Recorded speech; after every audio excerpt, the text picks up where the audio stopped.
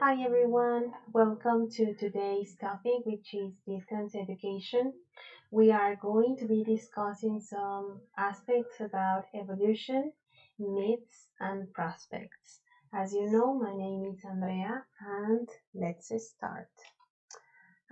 We are going to discuss some characteristics about distance education as a matter to introduce the topic.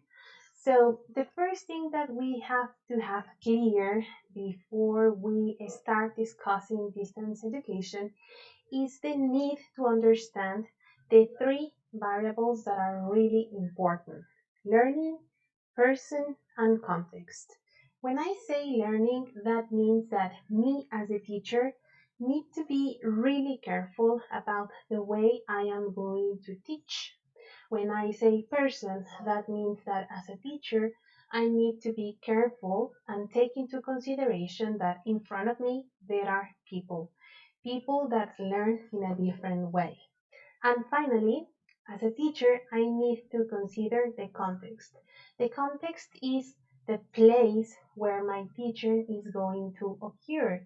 That means the institution, the classroom, the city, or the country. The truth is that uh, we are living a technological revolution nowadays. So that's going to affect not only education, but that's going to affect also the way we communicate, the way we live, our economy, and also our everyday lives. There is a myth nowadays that says that distance education is basically occurring everywhere right now, especially with the pandemic that we are living today in 2020. But the truth is that this is a complete lie. Distance education does not occur everywhere, and actually, it's something really hard to find in all institutions. But before we continue discussing this, we have to talk about some historical aspects. For example, back in the 15th century in England, as you guys know, um, we have the greatest invention of all times, I think, which was the printing press. The printing press brought to the world the opportunity to access information in a more easily way. Before the printing press was invented, as you know, uh, we have to hand copy all the texts, and that would take time, money, and a lot of effort. But thanks to the printing press, we were able to access more information. So basically, from the 15th century, that was the time when all the distance education started to exist, and we are going to see how and why. Then, in the 18th century, again in England, this is the first time that we see that the distance education starts to occur. More specifically, in London, they had some courses in there that it was really funny because they would send the materials to students, and students would have to educate themselves, like with what we call today like autonomy education. So they would send them the books and the materials, they would study, and they would only present exams, and that's the way in which education happened. Um, yeah, in the 18th century in England. Now, there are different stages again in which distance education has been perceived over time. And the first one is what we call the first experiences and attempts. Sorry. Those first attempts were basically what I was telling you. People received the materials at home. They would receive the books. They would have to study alone, and they would only present exams. Then, over time, what we had, the difference was that these materials were basically planned and designed by people who were experts on the areas, not only on the knowledge areas such as maths or language or physics, but they were also made by experts in education. And finally, we have what we call the arrival of the digital age. Um, Basically, with the arrival of the digital age, what happens is that what we know today, we use the internet, we use different multimedia materials such as videos, audios, etc. So we have these three stages in which we have to understand that distance education started to occur. Now, before the new era, which is the digital era, we have to understand that there were two types of innovations that were really important to distance education. The first one is the use of telecommunications with groups of remote students. Basically, what was happening in here is that um, we were using different materials. um, for example, we have the University of Wisconsin, which started to use this system in the 70s, and they were doing video broadcasting.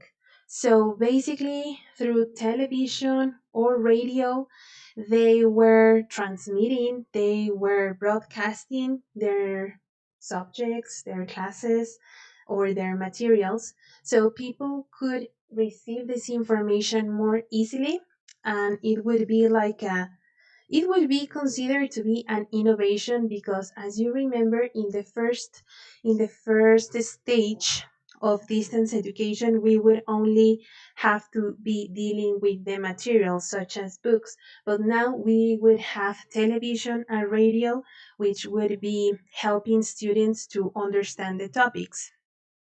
This is really funny today to talk about because, as you know, with the pandemic, in our basic education in Mexico, children are receiving education through TV or even radio.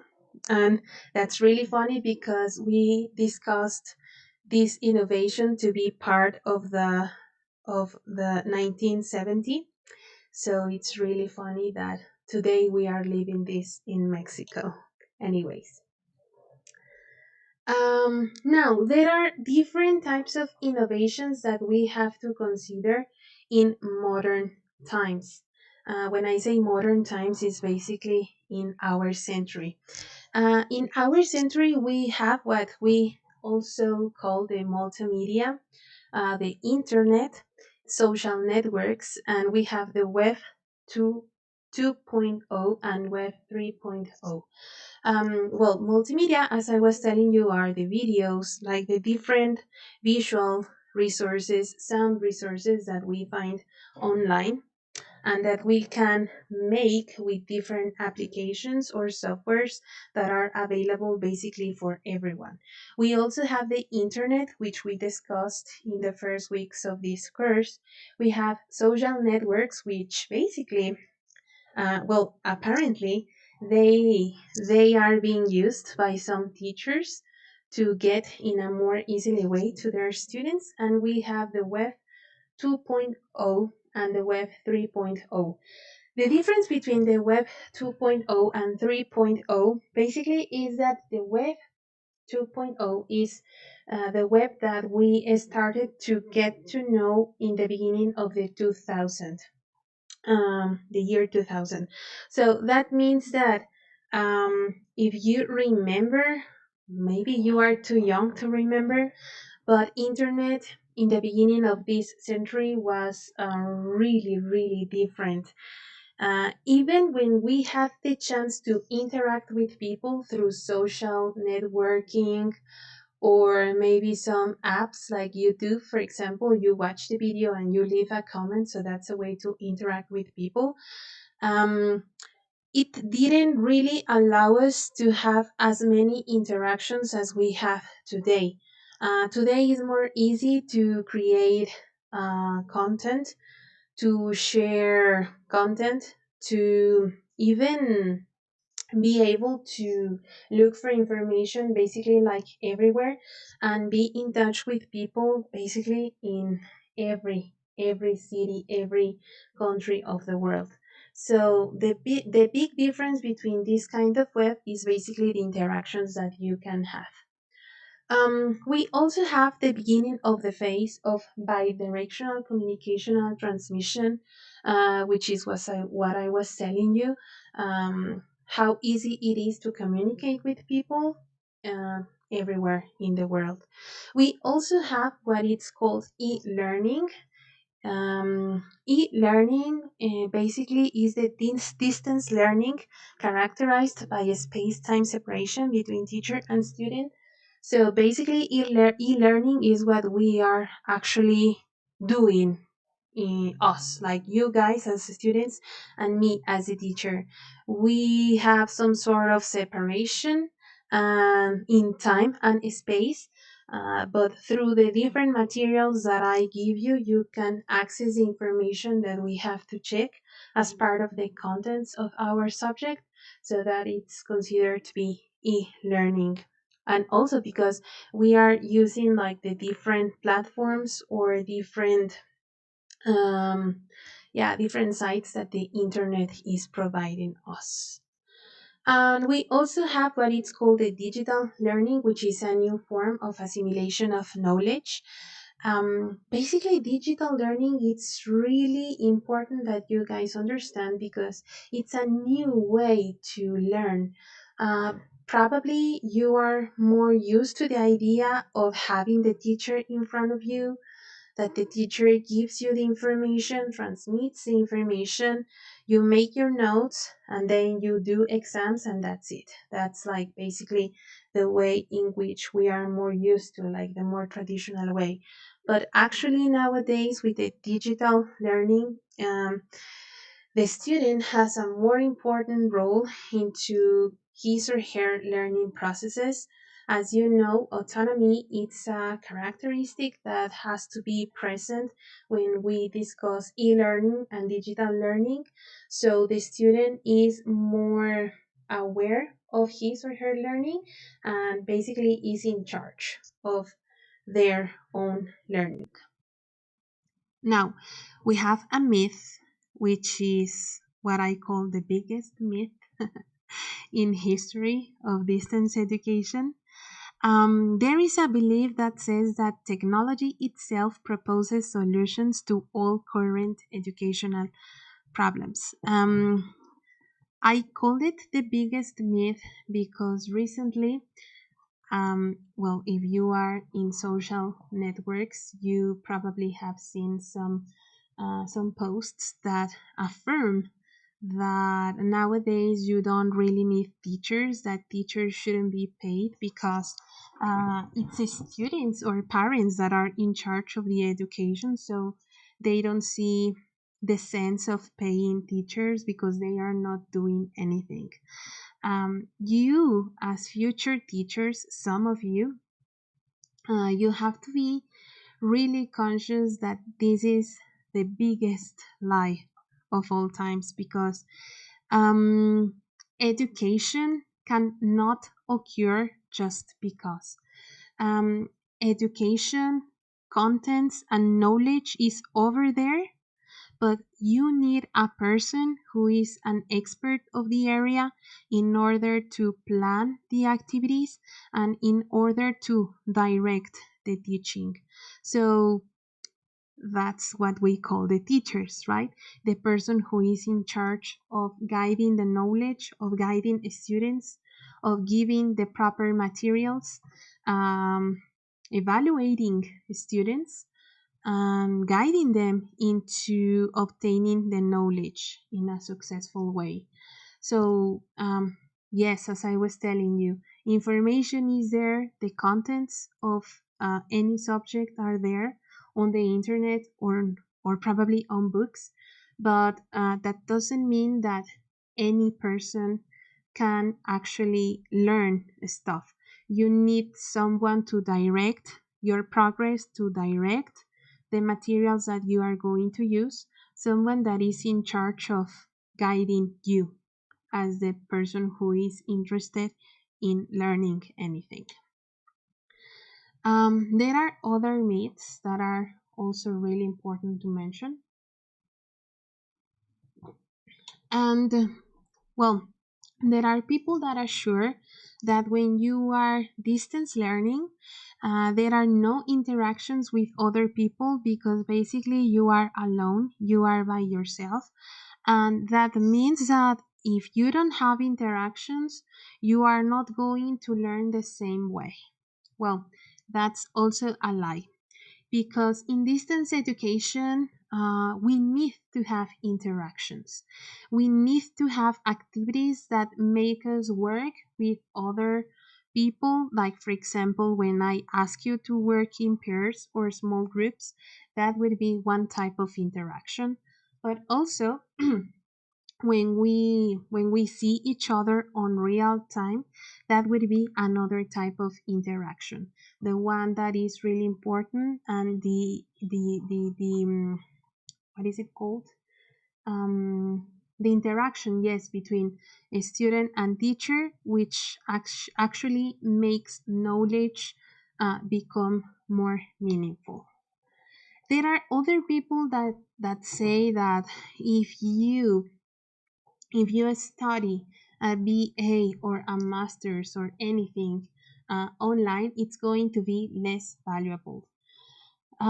That's another lie because there are many universities, like for example, our university is one of those universities that have online programs, and those online programs offer the same quality as like any other programs that are like more traditional.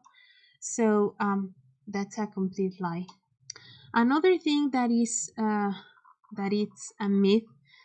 It says that you can copy very easily. For example, if you are doing tests when you are distance learning, you can copy in a test or you can copy from homeworks or anything. That's also a lie. That's also a lie because when you are distance learning, I think that students are very aware that, I mean, probably they can fool teachers very easily because they can copy when they are doing a test, but in the end of the day they are fooling themselves. So if you fool yourself as a student, I don't think that when you are out there, like in a real job, in real life, there's no way you are going to be able to fool yourself. So as a student, I think that teachers need to make aware of this to students. They need to be responsible and they need to try to behave um, like like I mean they need to treat education, distance education, with respect, and they need to work really hard because in the end of the day, as I was telling you, the teacher is not going to be affected, the institution is not going to be affected, but it's the student himself or herself who is going to be the most affected one. So it's just a matter of awareness, I think. They say that when you are distance learning, you just read as a student. You just read because they give you the books, they give you the articles, and that's it. Well, yes, distance education started like that, but that was like in the 1800s, if you remember. So, people who are distance educating like this, like just providing the materials and making students just read, well, probably they are living in the 1800s. It's not about this, okay? As you can see, you are distance learning right now. So you have different teachers, you have different materials, you have different ways in which you are checking the contents of your subjects. So that's a complete lie. Okay. Um, in distance education, they say that you can hide. You can hide because, I mean, for example, let's remember when we have the real time encounters, probably you are there, but if you don't want to participate, I mean, that's fine because you are still there, right? That's not true. That's not true because, as we were saying, we need interactions in order to make knowledge more meaningful. So you shouldn't hide. Instead, you have to show yourself through the activities that we do, for example, like the real-time encounters are really valuable because of the interactions that we can have. But also through the different activities that we make, you can show yourself, and you should show yourself. That's really important. They also say that you need to be a computer expert. Well, no. Probably you guys, just like me, we probably have a computer and we know how to use it, but in a very basic way. That's completely fine. You don't have to be experts. I mean, through time, if you decide to continue your education and that happens to be distance education, you will start learning to use different tools and different apps that are going to make your learning more easily as a teacher or as a student.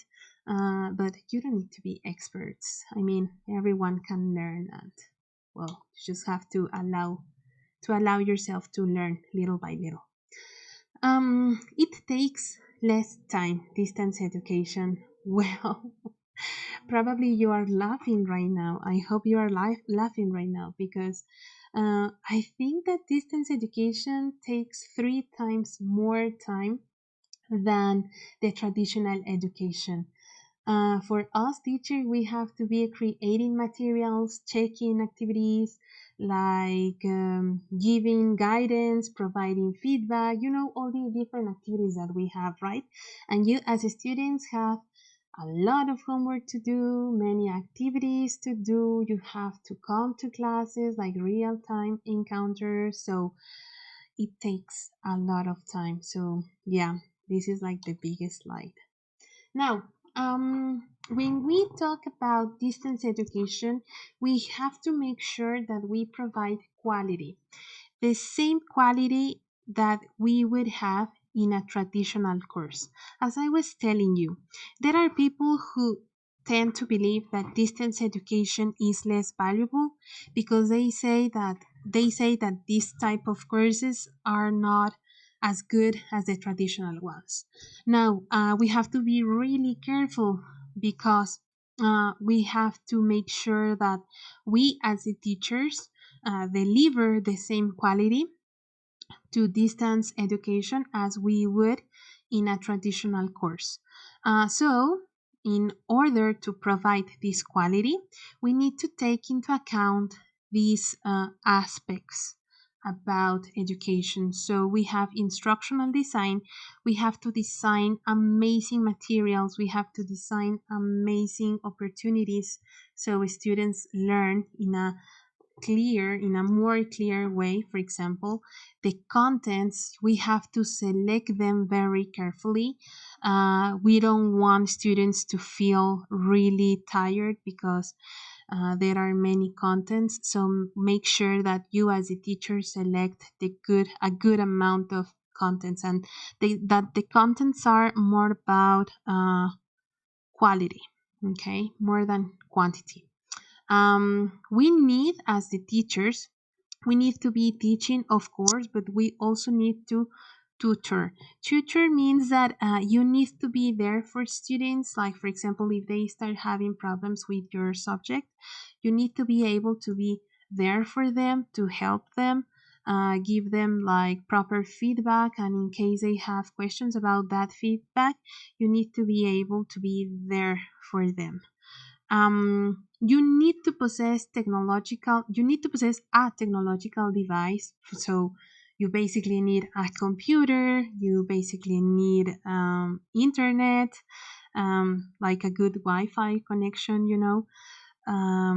you need probably another device in case your computer um, doesn't want to work one day, so you need the devices, the proper devices. And you also need to have like the methodology. The methodology, as you know, is the way in which you teach. So online classes are not the same as the traditional classes, so you need to be able to work work on different ways to teach, and just like be conscious that students are not learning the same way. Well, you need to have a bunch of things in your mind when you are distance teaching. And well, finally, we also have what it's called a virtual pedagogical model. um, Basically it's like five different advices or aspects that you need to take into account if you decide to enroll into distance teaching. So you need to be open, the first thing. You need to be open because, as you know, distance learning occurs in different scenarios. So we have the scenarios of students who have really good Wi-Fi, who have a great device, a great technological device, and they don't have any problems. But we have the complete opposite of people who don't have a really good Wi-Fi or who don't have a good device, so they start having problems with the activities that we are assigning. So as a teacher, you need to remain open. Maybe you just have to use different kinds of activities, the kind of activities where students wouldn't have problems if they don't have the device or the Wi-Fi. So just remain open. If you need to change something, you just have to change it, and that's it. Even if you plan the whole semester to happen in a certain way, you just have to change it, and that's it. Be flexible. This point has to do a little bit with what I was saying before. Being flexible means that as a teacher, you need to adapt to your students.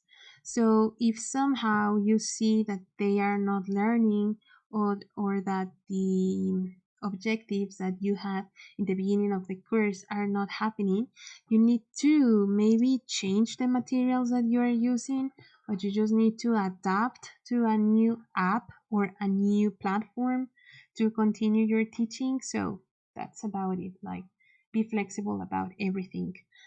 Be democratic. That means that you need to discuss with your students, like, before you